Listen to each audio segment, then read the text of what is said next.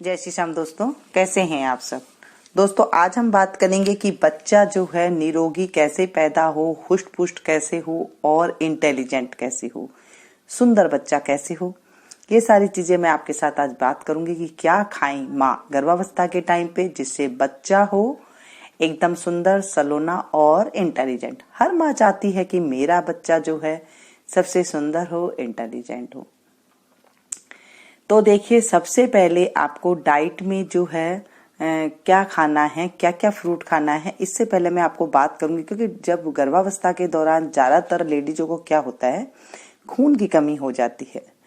खून की कमी ना हो इसका बहुत ध्यान रखना जरूरी है, क्योंकि सबसे अच्छा होता है 12 से 13 ग्राम खून अगर हो तो सबसे बेस्ट होता है, उसमें कोई कमी नहीं आती है। अगर फिर भी कम से कम हो तो 10 ग्राम तो बहुत होना बहुत जरूरी है।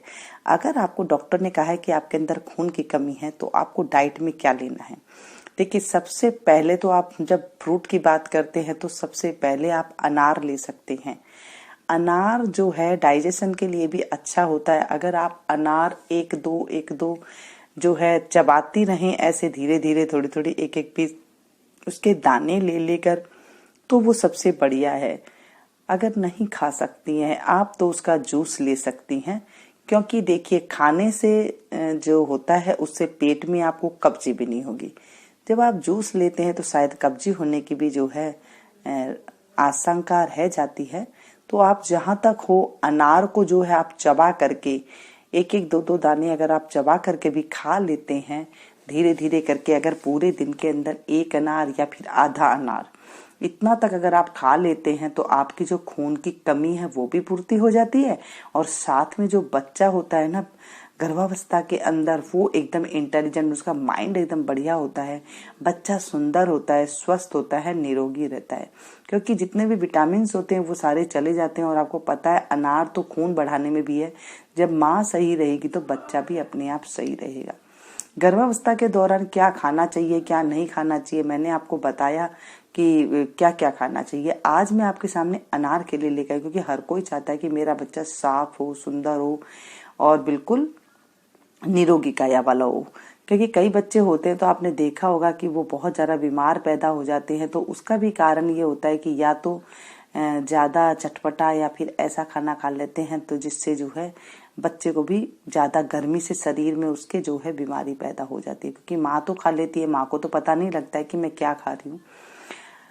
ज्यादा जब तला भुना खाने को, उस टाइम पे कईयों को रोटी नहीं अच्छी लगती, सिर्फ पकोड़े पकोड़े अच्छे लगते हैं। और वो ज्यादा पकोड़े वगैरह, जब मिर्च वगैरह ज्यादा तली भुनी वगैरह चीज खा लेती हैं तो उसके बाद क्या होता है, माँ को तो इतनी महसूस नहीं होती है, लेकिन जो बच्चे में गर्भावस्था के दौरान जो बच्चा है उसके चमड़ी में वो जो मिर्ची वगैरह लगती है तो उसको बहुत गर्मी पैदा हो जाती है। फिर उसको जब 9 महीने बाद बच्चा बाहर आता है उसके बाद उसको बहुत ज्यादा तकलीफ होती है। फिर उसके शरीर में गर्मी होती है। फिर आपको पता ही है कितनी डॉक्टर उसकी फिर देखभाल करते हैं। तो इसीलिए दवाई के साथ साथ जब आप उस टाइम पे दवाइयां भी चलती है, डॉक्टर वगैरह दवाई भी देते, तो आप जब ये इसकी जब फ्रूट्स वगैरह आप खाने की आप ध्यान रखेंगे तो आपको जो है ये चीज से सारी परेशानियों से जो है छुट्टी मिलेगी। साथ में जो है खाने की डाइट में आपको इसको जरूर शामिल करना है। और इससे जो है ना तो आपको ठंड लगेगी, ना इससे ज्यादा गर्मी होती है पेट में। क्योंकि जो अनार होता है ना वो ना तो पेट को ज्यादा ठंडा करता है और ना ही पेट को ज्यादा गर्म करता है। तो इसे आप ले सकती हैं आराम से। और जो है इसे डाइजेशन के लिए इसे भी बहुत अच्छा है। अगर आपसे नहीं खाया जा रहा है किसी कारणवश तो आप इसे जो है जूस काट करके पी सकती हैं, लेकिन ले जरूर इसे दिन में। तो इससे आपको जो है इतना फायदा होगा। सबको शेयर करना, किसी माँ को ये शायद जरूरत पड़ जाए, जो प्रेगनेंसी लेडीज हैं उन्हें इस चीज की जरूरत पड़ जाए, कहीं किसी का भला हो जाए अगर आप इसे शेयर करते हैं तो।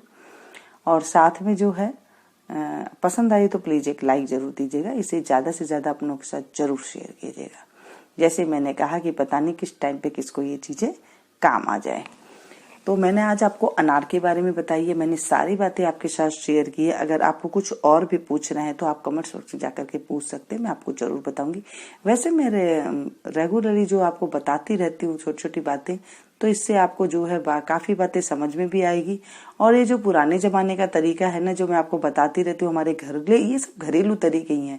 ये हमें बाहर सीखने के जाने की कोई जरूरत नहीं पड़ती, क्योंकि घर में जब हम थोड़ी सी बातें जान जाते हैं ना, तब हमें ये दिक्कत नहीं आती। क्योंकि हम कहीं पर भी कुछ भी पढ़ सुन के अगर हम करते हैं, तो उससे पहले आप ये ध्यान रखें कि कहीं किससे पूछ करके फिर काम करें। क्योंकि जब आप प्रेगनेंसी में कहीं से पढ़ लिया और कुछ भी कर लिया, तो वो दोस्तों थोड़ी सी दिक्कत दे जाती है। तो आप इसे कोई बड़े बुजुर्ग की सलाह में आप पूछ करके, या फिर डॉक्टर से पूछ करके, अपनी जो अच्छे डॉक्टर होते हैं उनसे पूछ करके, या आप सलाह मशवरा करके ही जो है खाना पीना आप करें। ऐसे नहीं कि कहीं भी कुछ पढ़ा और फिर कर लिया।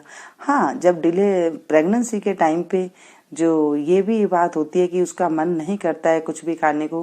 कईयों को तो चाट पकौड़ा खाने को ज्यादा मन करता है, कईयों को मीठा ही मीठा खाने को मन करता है। ऐसे खा लेना चाहिए जब जिसका जो मन करे, लेकिन मात्रा थोड़ी कम रखें। और साथ में ये चीजें जब लेते रहते हैं तो उनकी गरमाई, जो आप पकौड़ी चाट वगैरह खा लेते हैं ना, तो जो उसकी गरमाई होती है, मिर्ची वगैरह की जो अंदर पेट में जलन वगैरह होती है, वो सारी इससे फिर शांत हो जाती है। जब आप दूध वगैरह लेते हैं फिर आप जूस वगैरह लेते हैं, तो इनसे जो है पेट में जो गरमाई होती है ना, वो सारी ठीक होने लग जाती है और फिर बाद में वो हजम भी हो जाता है।